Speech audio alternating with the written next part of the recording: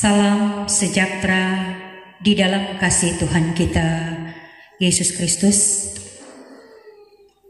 Jemaat yang berbahagia, bersukacita, diberkati oleh Tuhan.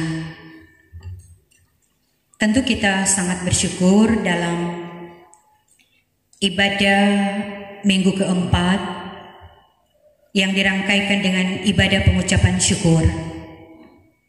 Tapi dengan suasana yang berbeda, yang mana kita sedang memang menikmati berkat Tuhan, karena yang pasti bagi jemaat Tuhan ketika masuk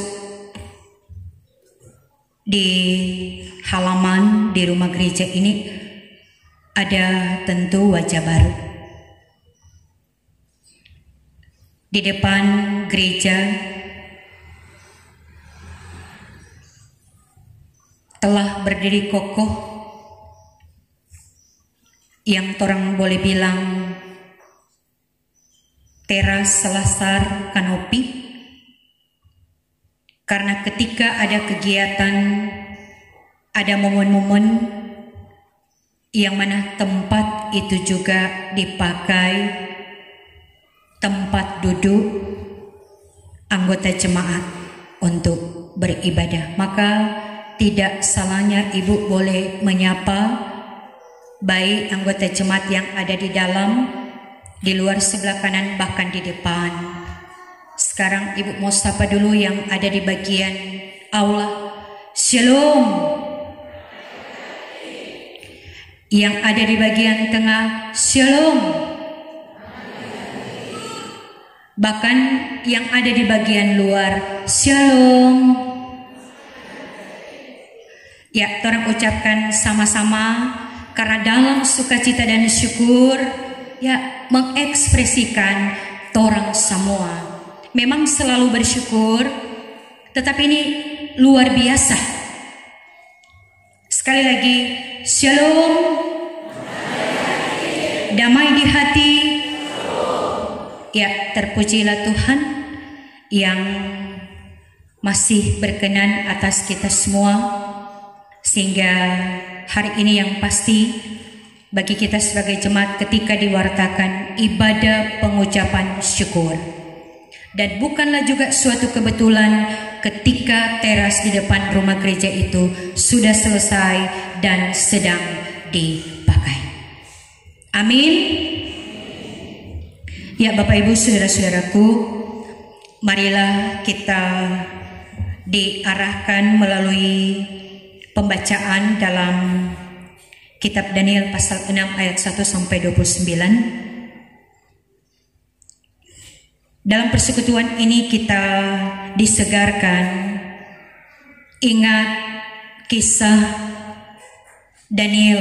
Memang ada lagu sekolah minggu, beranilah seperti Daniel. Daniel yang artinya Tuhan adalah hakimku. Memang khusus dalam bagian pasal 6 ini memperkenalkan tentang raja yang berkuasa dalam kerajaan Babel, Raja Darius, dengan memiliki wilayah kerajaan 120 wilayah.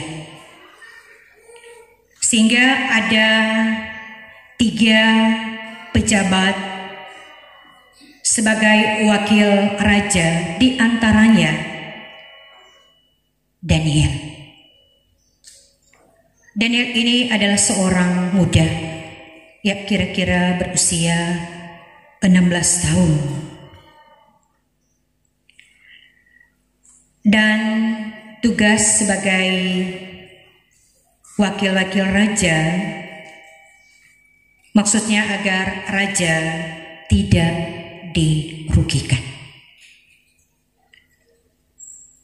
Saudaraku, kita lebih dalam lagi memahami tentang bagaimana Daniel. Daniel adalah sosok seorang anak muda yang berani. Berani di sini karena dia percaya diri. Tapi juga ada hal yang sangat luar biasa yang memang tidak dimiliki oleh kedua pejabat atau wakil raja. Apa keistimewaan daripada seorang Daniel? Ada roh yang luar biasa.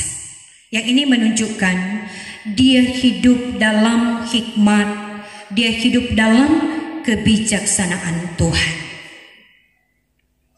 Teman-temannya ini memang dalam posisi yang wah, seolah-olah melihat kinerja daripada Daniel ini memang luar biasa, sehingga memang memunculkan niat jahat, bermufakat. Ini karena apa? Karena iri hati. Karena keseharian Daniel, saudara-saudaraku, satu hari 3 kali dia berlutut berdoa, menyembah, memuji Tuhan. Niat jahat itu muncul. Apa alasan untuk menghadap raja? Seolah-olah Daniel ini mau dilengsarkan, bahkan mendapatkan hukuman. Ya, niat jahat itu muncul. Pejabat wakil raja ini menghadap Raja Darius agar supaya dikeluarkan dekret undang-undang dan perintah bagi siapa yang selama 30 hari tidak menyembah kepada dewa atau manusia, tapi hanya menyembah kepada Raja Darius, dia tidak akan dimasukkan ke dalam penjara, dia tidak akan dimasukkan ke dalam gua singa. Memang ini niat jahat raja mengindahkan, sehingga muncul membawa lagi laporan kepada raja. Hanya ada seorang yang tidak tunduk, yang tidak taat. Dia hanya berlutut, berdoa, menyembah, memuji, dan memuliakan nama Tuhan. Ya, karena ini dekret, undang-undang, perintah, mau tidak mau sebagai seorang raja, apa yang dia ucapkan harus dia lakukan. Bagaimana seorang raja yang memang mengagumi Daniel ketika mendengar laporan tentu sedih, bahkan dia pun berpuasa. Toh dia dimasukkan ke dalam gua singa. Kembali lagi saudaraku, reaksi atau respon daripada Daniel ketika mendengar bahwa ancaman, apa yang dia lakukan? Kembali dia ke rumah dengan cara berlutut, berdoa, menyanyi, bahkan memuliakan nama Tuhan. Menggambarkan saudaraku, ancaman dan hukuman itu tidak membuat dia panik, tidak membuat dia takut untuk kehilangan jabatan. Seolah-olah dia hanya tenang, enjoy. Sekalipun memang ini dimasukkan dalam gua singa, berarti dia akan diterkam oleh binatang buas. Ya, inilah keistimewaan, inilah keunggulan. Karena Daniel takut akan Tuhan. Daniel bergaul dengan Tuhan. Daniel dekat dengan Tuhan. Sehingga nyata raja mengagumi dia. raja berpuasa, raja sedih. Dan apakah demikian ending Daniel diterkam? Sudah ada juga pengalaman. Karena kebijaksanaan dia boleh menerkah mimpi Raja Nebukadnezar. Dia dimasukkan bersama dengan teman-temannya. Apakah mereka terbakar? Malah ada sosok seorang yang muncul. Malaikat yang datang melindungi, memagari, membentengi. Sehingga tidak ada satupun cacat. Teman-teman Daniel, bahkan juga ketika Daniel di lubang di goa singa, utuh saudaraku. Malaikat Tuhan yang datang menaungi. Bahkan endingnya juga raja. Mereka yang melakukan kejahatan, mereka itu jugalah yang diterkam oleh binatang buas. Endingnya Daniel diangkat. Dia menduduki posisi yang tentu dia juga tidak harapkan.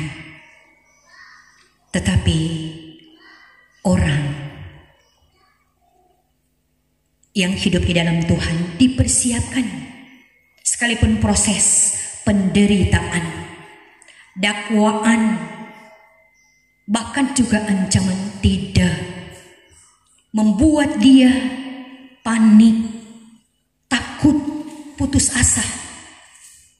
Semakin memunculkan keberanian. Bukan dia berani karena dia kuat, bukan karena dia gagah, bukan karena dia hebat, tetapi karena ada Tuhan. Dia mengungkapkan, Tuhanlah hakimku. Dia seorang diri, tidak mampu dia melawan. Tuhan yang bertindak.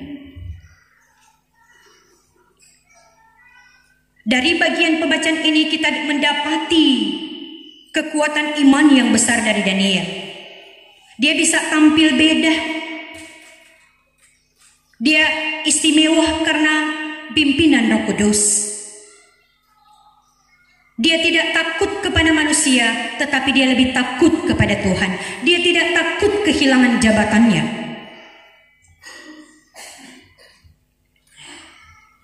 Nah, inilah bagaimana Daniel dengan berani karena Tuhan. Bagaimana dengan saya dan saudara? Yang pasti juga, kalau Daniel bisa, saya dan saudara juga pasti bisa.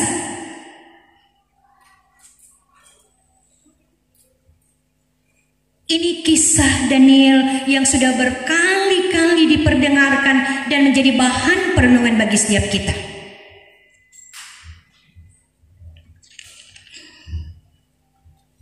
Tapi juga memang kalau kita melihat dengan keadaan yang ada, mungkin juga di antara kita bisa goyah. Kita mungkin tidak berintegritas, tidak berkomitmen ketika kita berhadapan dengan ancaman dan penganiayaan. Memang begitu mudah mengatakan, saya berani. Tetapi ketika berada di medan, apakah berani? Memang kita berani karena Tuhan. Ada banyak pengalaman orang percaya, orang Kristen, mungkin orang di sini, di luar sana, mayoritas, minoritas, mereka yang setia bertelut, berdoa, karena mereka yakin Tuhan ada. Ada banyak kesaksian-kesaksian kaum minoritas ditekan, didakwah, bahkan juga sampai gereja dihancurkan. Malah mereka semakin berani, semakin dihambat, semakin merambat, semakin mereka berani untuk bersaksi tentang Tuhan yang luar biasa. Bahkan banyak keajaiban menyatakan bahwa Tuhan ada berperang, menolong, meluputkan.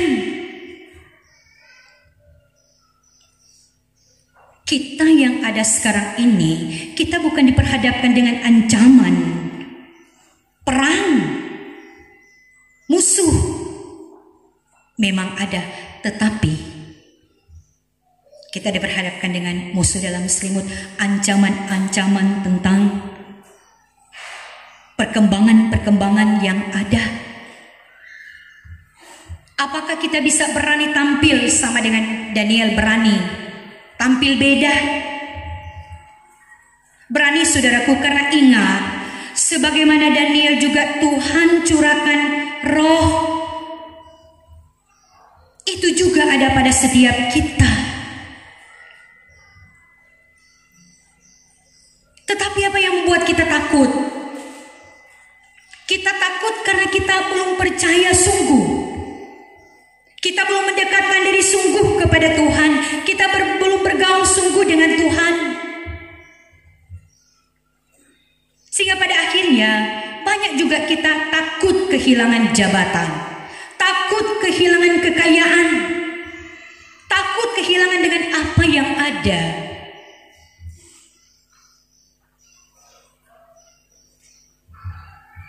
Itu sangat nyata sekarang ini. Orang lebih takut kepada manusia daripada takut kepada Tuhan.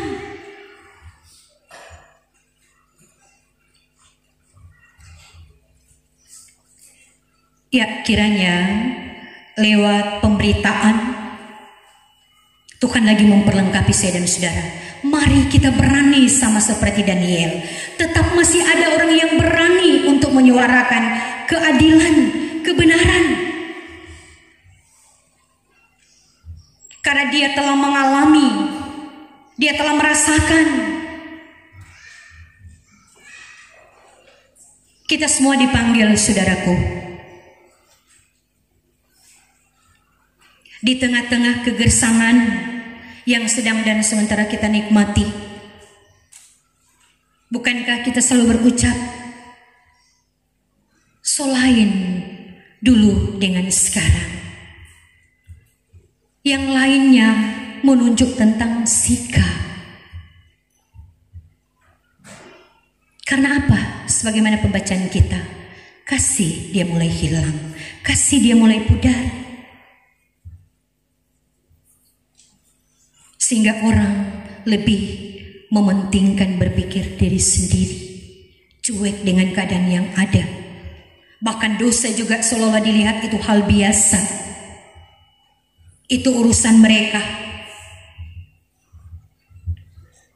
Disinilah, saudaraku, sebagian pembaca ini dalam kita bersuka cita, berpengucapan syukur, tetapi ada tugas yang diemban oleh setiap kita.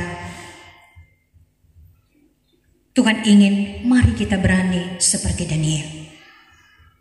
Memang menjadi pengalaman mengungkapkan kebenaran. Banyak orang yang memusuhi kita, banyak orang yang tidak suka kita. Bahkan dalam pengalaman hidup, ini nyata dalam kehidupan Daniel. Ketika dia hidup setia, ketika dia hidup taat, Tuhan mengangkat kehidupannya. Tetapi ada banyak orang jahat yang ada di sekitar kehidupan. Demikian pun bagi setiap kita. Tapi ingat, Tuhan memberi hikmat bagi setiap kita. Orang benar, orang yang hidup takut akan Tuhan, setia dan taat, tetap Tuhan membela. Ungkapan Daniel, Tuhan hakimku. Jangan lawan, saudaraku. Diam, sebagaimana juga Ibu selalu sampaikan. Orang benar dia tidak melawan. Tuhan yang melawan. Orang benar dia diam karena dia bertelut, berdoa. Dia tidak kuat, dia tidak mampu. Tuhan kuat. Tuhan hebat. Kalau Tuhan bertindak, kita tidak bisa berbuat apa-apa. Malah orang bilang, Tuhan ampun. Jadi ini juga bagian hidup. Ketika ada orang iri hati, ketika ada orang merancangkan kejahatan, firman sudah mengatakan, Daniel telah mengalami. Endingnya, Tuhan mengangkat kehidupannya menjadi kepala, bukan ekor. Itu juga yang menjadi bagian hidup setiap kita. Perenungan kita pada minggu lalu, lawanlah kejahatan dengan kebaikan. Sama juga, kita tetap berperang melawan kejahatan. Tapi orang benar, orang di dalam Tuhan tidak panik, tidak takut, tidak cemas. Karena apa? Tuhan pemelihara hidupku, tak usah ku takut. Pujian dari komisi tadi menjawab kerinduan setiap kita. Selamat berpengucapan syukur atas segala berkat Tuhan yang menunjuk totalitas hidup kita, pekerjaan kita, apa yang kita kerjakan, kita aminkan.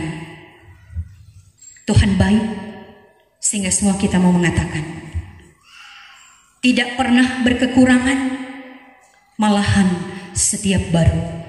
Berkat rahmat kasih-Nya teralami dalam kehidupan setiap kita. Tuhan memberkati kita sekalian. Amin.